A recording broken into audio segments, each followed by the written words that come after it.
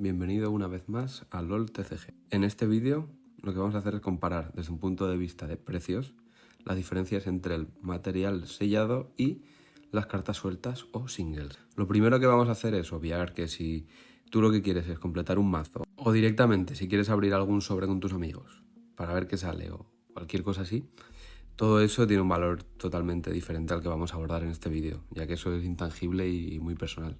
Nosotros nos vamos a centrar en el punto de vista de la rentabilidad.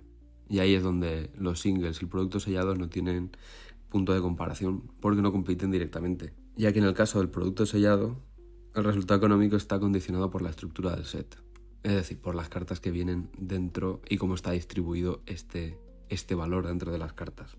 Cuando el valor está bien distribuido en cartas de todo el set, la varianza se distribuye y hace que abriendo un sobre tengas muchas más posibilidades de obtener alguna carta rentable o alguna compensación al abrir el sobre. Pero el problema ocurre cuando el valor está concentrado en muy pocas cartas.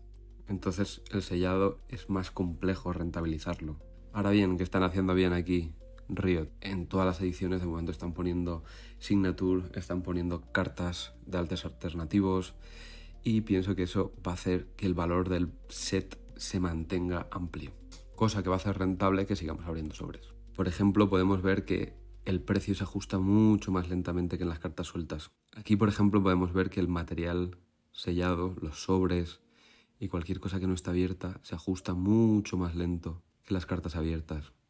Esta tendencia puede mantenerse meses, puede mantenerse años. Es todo mucho más lento. En las cartas sueltas el mecanismo es totalmente diferente. Aquí no hay distribución aleatoria del riesgo porque lo que haces es elegir qué carta quieres. No tienes el factor suerte o RNG, no tienes la aleatoriedad que te da un sobre, aunque tampoco tienes la emoción, obviamente. El valor suele venir definido por la jugabilidad y por las cartas que están en el meta, por lo que quiere jugar cada uno. Y cuanto más útil es la carta y rara, pues más cara, así de sencillo. Los movimientos en las cartas individuales suelen ser más rápidos, suelen ser más visibles y mucho más claros. Llegan antes. Esto tiene la ventaja de que se puede identificar mucho antes, pero tienen el inconveniente de que el tiempo de reacción es menor. Si comparamos uno con otro, podríamos decir que el sellado cambia de precio poco a poco, mientras que el single tiene la capacidad de hacerlo mucho más rápido.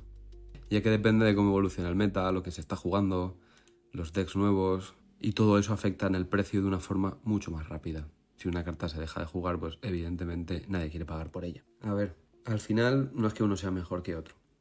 La cosa es que el riesgo se comporta de forma diferente y que tienen usos diferentes. Entonces, en función de lo que busquemos, pues uno será mejor que el otro.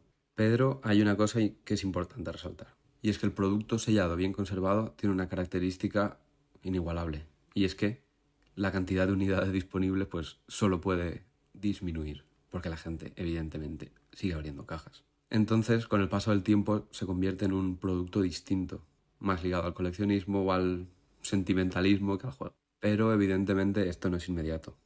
Esto tiene que pasar el tiempo, tienen que pasar los años y sobre todo el set tiene que dejar de jugarse. Porque mientras se juegue, la gente pues seguirá abriendo cajas. Pero al final la decisión de qué comprar y cómo comprarlo es muy personal. Entonces yo simplemente te expongo mi punto de vista, que veas cómo se comportan los precios de forma genérica y que tú mismo saques tus propias conclusiones.